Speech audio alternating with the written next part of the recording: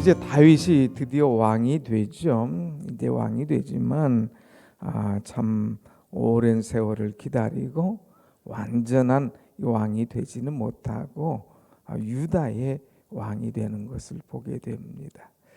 그러면서도 이 다윗은 이 왕이 되어서 유다의 반쪽 나라의 왕이었지만 하나님께 물어보는 그런 모습을 보게 됩니다. 얼마나 기다렸던 때입니까? 사무엘이 와서 그냥 10여 년 전에 그의 머리에 기름을 부고 내가 이 나라의 왕이 될 것이다 했는데 왕커녕 쫓겨다니고 힘들고 참 죽을 뻔한 고비를 넘기고 적들에게도 가서 살기 위해서 막 별일을 다 하고 이런 어려움이 있었는데 그 일을 다 거치고 나서 이제 사울이 죽고 왕이 될 때에 인간적으로 볼 때는 할 일이 얼마나 많겠습니까? 꿈이 얼마나 크겠어요. 그런데 다윗은 자기의 생각을 앞세우지 않았습니다. 자기의 계획을 이제 앞세우지 않고 처음부터 하나님께 철저하게 물어보는 기도하는 그의 모습을 보게 됩니다.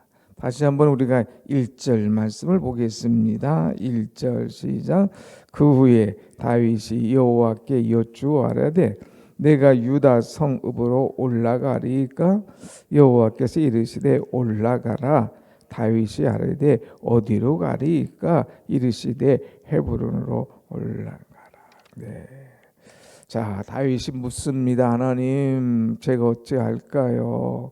지금 다윗은 이제 참 이 소식을 듣고 제가 이제 올라가서 왕으로서 멋지게 데뷔를 할까요?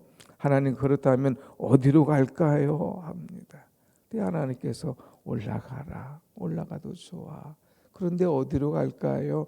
헤브론으로 가라.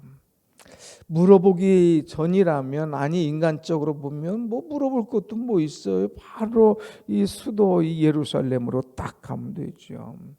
아니 거기가 좀 그렇다면 기름진 곳 바로 예루살렘 옆 여리고도 있습니다. 얼마든지 자기가 가고 싶은 곳이 있어요. 그런데 이 도성을 자기가 가고 싶은 곳으로 찾지 않고 하나님께서 원하시는 곳, 하나님께서 예비하신 곳, 하나님께서 말씀하신 곳, 그곳으로 가기를 원했고 또 말씀대로 그곳으로 가는 모습을 보게 됩니다.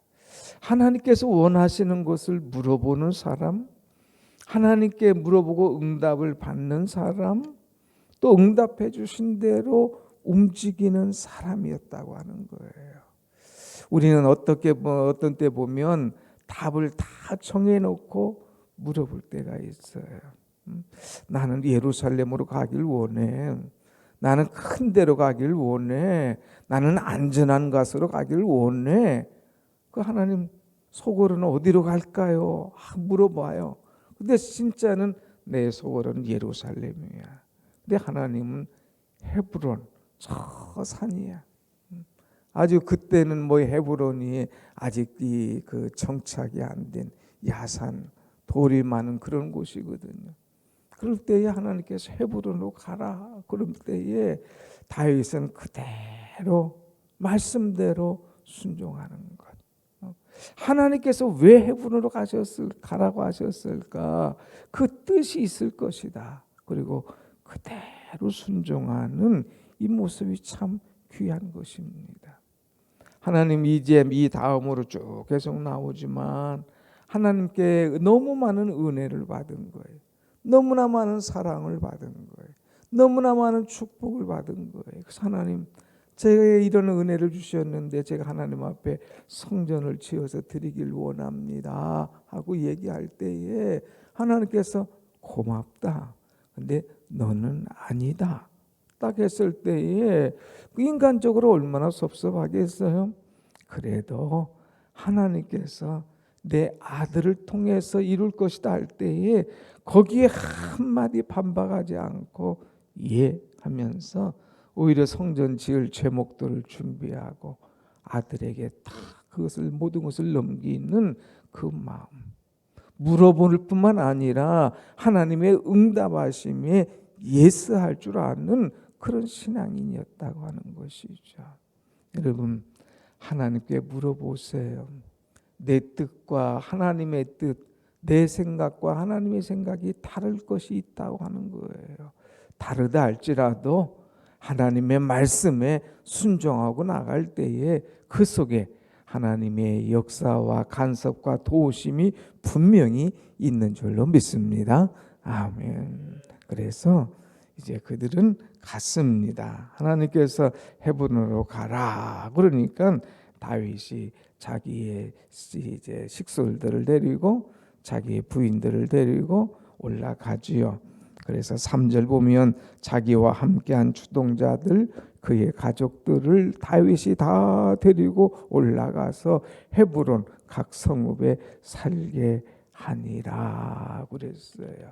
그래서 철저하게 하나님께 물어본 다음에 하나님께서 응답하신 대로 말씀하신 대로 산골짜기로 올라가서 그 성읍에 사는 그런 모습을 우리는 봅니다. 자, 두 번째 이 다윗은 사무엘하 2장에서 보는 것은 뭐냐? 또 어제와 같은 큰 마음을 가진 것을 보게 되지요. 한번 4절 5절을 한번 보겠습니다. 4절 유다 사람들이 와서 거기서 다윗에게 기름을 부어 유다 족속의 왕으로 삼았더라. 어떤 사람이 다윗에게 말하되 이르되 사울을 장사한 사람은 길르앗 야베스 사람들입니다. 하메 그랬어요. 이 다윗은 이 넓은 마음을 가진 사람인 것을 보게 됩니다. 자, 여기 보면 아까 말한 대로 유다 사람들이 와서 다윗에게 기름을 부었어요. 그래서 이 다윗이 통일 왕국이 아니에요. 아직은 유다 족속의 왕으로 삼았더라. 유다 족속의 왕. 그래서 다윗은요, 총 3번의 기름 부음을 받습니다. 사무엘이 와서 기름 붓죠. 또 오늘 2장에서는 이제 사울이 죽은 다음에 유다의 왕으로 인정받는 기름을 부음을 받습니다.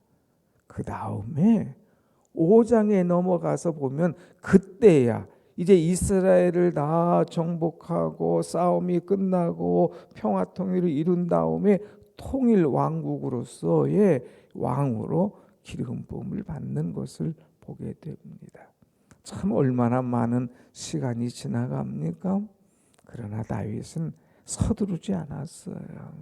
하나님의 때를 기다린 거예요. 하나님 급하지 않아요. 인간적으로 약속해 주셨는데, 말씀해 주셨는데, 기름 부어 주셨는데 하나님 도대체 언제입니까? 그럴 때에 다윗은 서두르지 않고 인간적으로 급하지도 않고 3번이나 기름 부을 때를 기다리는 거예요. 10년 또 여기서 이후로 5년 동안을 또 기다리는 거예요. 기다림 끝에 통일왕국을 이루는 모습. 자, 여기 유다 족속의 왕으로 삼았더라. 하나님의 때가 있어요. 전체를 다 응답해 주실 때까지 이 하나님의 때를 기다리는 이 다윗의 멋진 모습을 우리는 보고요. 두 번째는 여기 보니까 이 다윗은 넓은 마음의 사람이에요. 어떤 사람이 또 와서 일러 바치죠. 여기 길르앗 야베스 사람들이 있는데 이 사람들이 사울을 장사 지냈습니다. 어떻게 보면 그냥 좀 이스라엘의 왕이었지만 자기를 죽이려고 그렇게 쫓아다녔던 왕, 너무나 힘들게 했던 왕, 또 그가 죽었을 때 그를 후하게 하면서 장례 치렀던 이 길르앗 야베스 족속, 이 보통 사람 같으면 정리할 거예요. 너희들이 그럴 수가 있느냐 하면서 정리할 수 있겠지만 다윗은 그렇지 않았어요. 5절의 말씀 보면 5절 다윗이 길르앗 야베스 사람들에게 전령을 보내 그들에게 이르되 너희가 너희 주 사울에게 이처럼 은혜를 베풀어 그를 장사하였으니 여호와께 복을 받을지어다. 너희가 그렇게 장사 치러 주고 내가 이 일을 해준 거 고맙다. 너희가 복을 받을 거야. 하나님의 은혜. 내가 은혜를 베풀었으니까 하나님께서 내게 은혜를 베풀어 주실 거야. 여호와께 복을 받을지어다. 얘기합니다. 하나님께로부터 복을 받으라. 그 다음에 두 번째로 가면 또 귀한 일을 해요. 6절의 말씀도 한번 봅시다. 6절 시작. 너희가 이 일을 하였으니 이제 여호와께서 은혜와 진리로 너희에게 베푸시길 원하고 나도 이 선한 일을 너희에게 갚으리니 그랬어요. 너희가 이 일을 하였으니 너희가 이 일을 하였으니 이 일을 했다 이거예요. 이 귀한 일을 했다 이거예요. 그래서 나도 이제 여호와께서 은혜와 진리로 너에게 베푸시길 원하고 나도 선한 일을 이제 너희에게 갚으리라. 나도 너희에게 잘 대해줄 거야. 걱정하지 마. 이제 내가 왕이 됐다고 해서 너희 족속들을 끊어버리거나 괄시하거나 이제 너희들을 처단하지 않을 거야. 너희가 하나님의 은혜 받고 이 큰 일을 했으니 이 은혜를 베풀었으니 하나님의 은혜가 너희에게 임하기를 원해. 나도 너희에게 큰 은혜를 베풀 거야 하는 이 넓은 마음의 이 모습을 보여주고 있죠. 참 얼마나 귀한 마음, 넓은 마음의 사람인가 우리에게 보여주고 있습니다. 자, 그러면서 이제 또 세 번째 우리가 생각할 것은 뭐냐?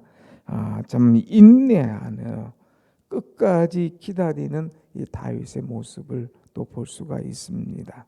8절 이하의 말씀을 쭉 보면 이제 다윗이 왕이 됐지만 이스라엘 나라가 둘로 갈라져 있는 거예요. 유다와 북이스라엘.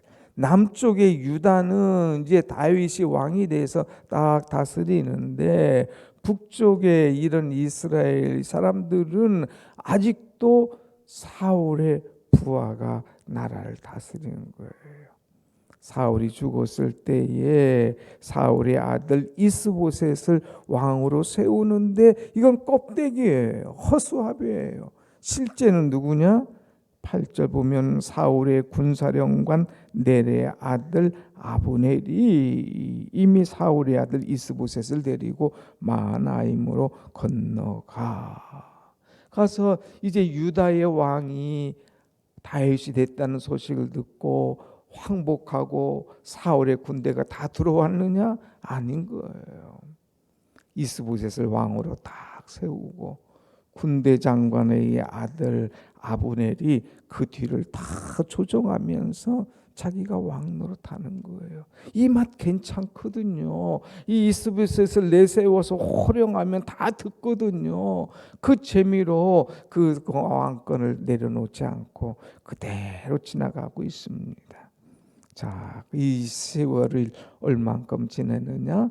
11절 보면 11절 한번 같이 봅시다. 다윗이 헤브론에서 유다 족속의 왕이 된 날수는 7년 6개월이 되더라 그랬어요. 자, 이 오랜 세월. 그러니까 아까 뭐 그냥 10년, 5년 이 뭐 이렇게 해서 했다는 거는 그냥 큰 숫자로 가지 정확하게 말하면은 7년 반 만에 이 유다 족속의 왕이 되는 거예요. 그러니까 얼마나 이 유다의 왕이 된 다음에 또 7년 반 동안을 기다리는 거예요. 그럴 때에 하나님께서 정리를 다 해주십니다.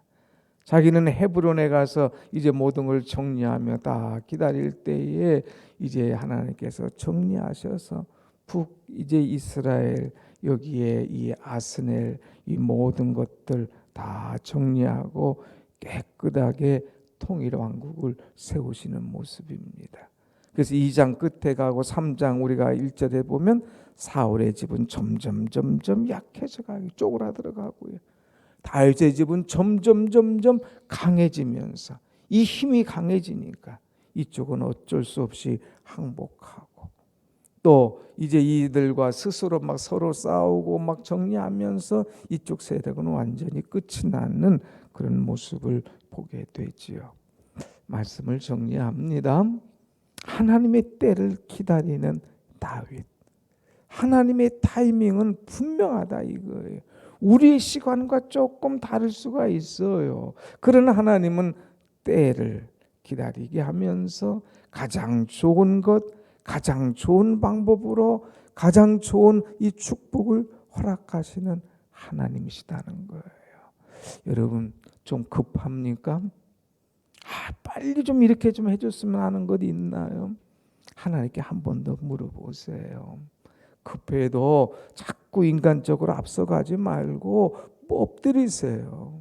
기도하면서 하나님의 때를 기다리면 하나님의 방법으로 하나님께서 최고의 것을 준비해서 최상의 것을 여러분에게 선물로 주실 줄로 믿습니다. 아멘. 기도하겠습니다.